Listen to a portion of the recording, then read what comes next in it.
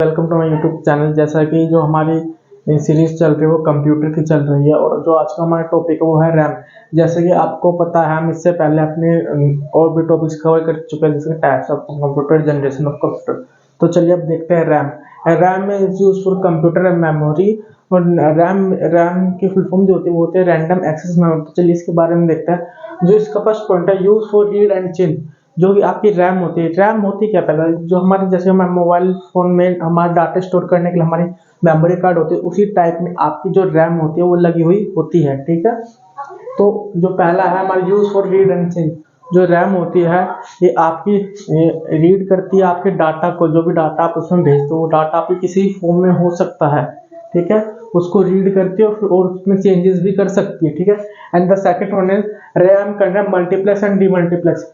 RAM होते हैं multiplex और डीमल्टीप्लेक्स कंटेन करते हैं, बट अब सवाल ये उठता है कि जो मल्टीप्लेक्स एंड डीमल्टीप्लेक्स क्या होता है। तो मल्टीप्लेक्स वो होता है जो कि आपको मल्टीपल इनपुट दो आप उसको, बट जो वो आपको आउटपुट दो वो सिर्फ सिंगल देगा।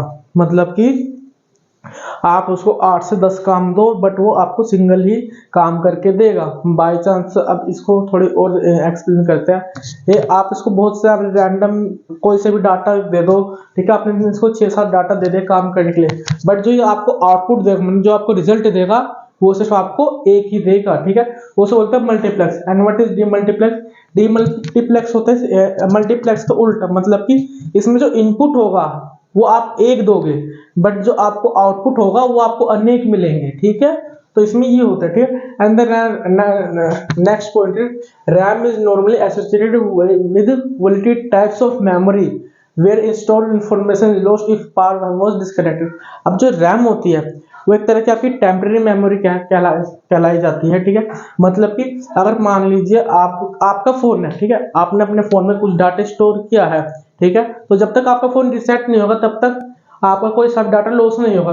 अब जो रैम होती है वो कुछ इस टाइप में चलती है आपकी। मान लीजिए आपने अपना अपना कंप्यूटर है, आपने कोई डाटा बनाया तो आपकी लाइट चली गई या फिर आप किसी भी कारण से आपका कंप्यूटर बंद हो गया, तो जो आपने चेंजेस किए होंगे और तो ना वो आपके ना डिलीट हो जाएंगे अगर आपने उसको सेव नहीं किया होगा।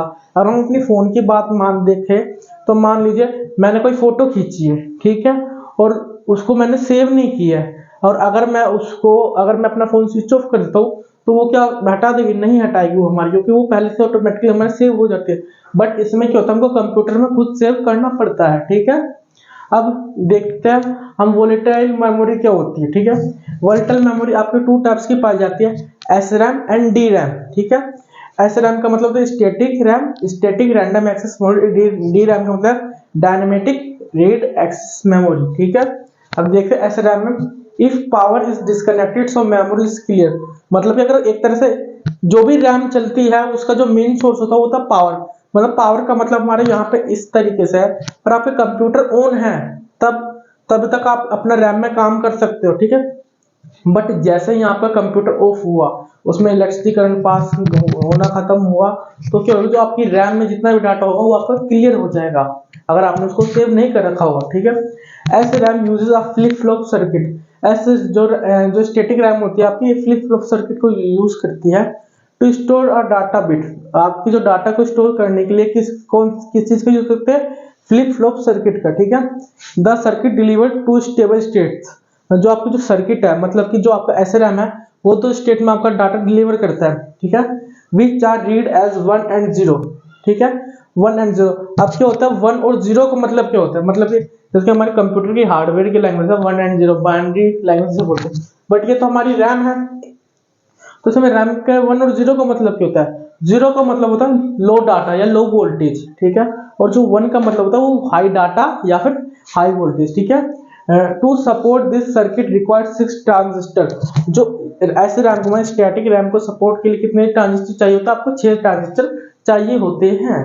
बात करते हैं डी रैम के। डी रैम का मतलब होता है डायनेमिक रैंडम एक्सेस मेमोरी। ठीक है, अब इसके बाद में देखते हैं this is in all computer laptop. मतलब आपके जितने भी इलेक्ट्रॉनिक चीजें होती है, जितनी भी आपकी इलेक्ट्रॉनिक कंपोनेंट होता है उसमें ये आपका लगा रहता है, ये डी रैम। ठीक है, अब डी रैम क्या होता है इसके बारे में जानते हैं। Provide temporary storage for files that are used in when the computer is running programs and application। अब इसमें ये कह रहा है, अब मान लीजिए मैं जैसे कि हमने रैम में पहले ये पढ़ा है कि वो टेम्परेरी मेमोरी होती है कि जब जैसे हमारे पावर सप्लाई बंद होते है वैसे हमारी रैम क्लियर हो जाती है, ठीक है। अब इसको हम अगर प्रैक्टिकली देखें, मान लीजिए मैंने एक्सेल पर अपनी कोई फाइल बनाई, ठीक है, मैंने 6-7 फाइल पहले बना रखे, ठीक है। अब जैसे ही मैंने पावर ऑफ की, वो सारी की सारी इस हिसाब से तो आपकी सारी की सारी 7 फाइल डिलीट हो जानी चाहिए, बट आप जब भी स्टार्ट करते हो जो आपकी सेव्ड फाइल है वो आपको दिखती है, वो आपकी शो होती है। तो वो किस टाइप से होती है, वो आपके डी रैम की मदद से होती है। अब हम इसको यूज क्यों करते हैं डी रैम पर, पहली बात फास्ट स्पीड। अब स्पीड के मामले में देखा, क्योंकि आजकल बहुत सारी चीज स्पीडली चाहिए। और मान लो आपने कई बार सुना होगा कि हमें हमें ये सजेस्ट किया जाता है कि जो भी मोबाइल फोन लो वो हाई स्टोरेज के लो, कम हैंग होएगा। तो वही सेम रूल आपकी कंप्यूटर में भी अलाउ होता है। जितनी ज़्यादा अच्छी स्पेस, जितनी ज़्यादा अच्छी रैम का आप अपने सीपीयू लगाओगे तो उतना ज़्यादा अच्छा आपके लिए रहेगा। अगर आप वीडियो एडिटिंग करते हो या फिर गेमिंग खेलते हो, आपने देखो कई बार हाई लेवल की गेमिंग जैसे पबजी या फिर बीजीएमआई या फ्री फायर आपके फ़ोन में हैंग होते हैं। क्यों होता है, वो इसी वजह से होता है, हाई लो स्टोरेज की वजह से। बट अगर आप कंप्यूटर में भी कंप्यूटर लैग करते हैं या हैंग करते हैं तो हम उसके लिए high storage of D RAM लगाते हैं, ठीक है। पहला आपका आता है हाई डेंसिटी, ठीक है। अब जो आपने देखा होगा, जो भी आप फाइल सेव करते हो अपने फोन में, केबी में या एमबी में शो करती है या फिर जीबी में आपकी कई बार शो कर जाती है, ठीक है।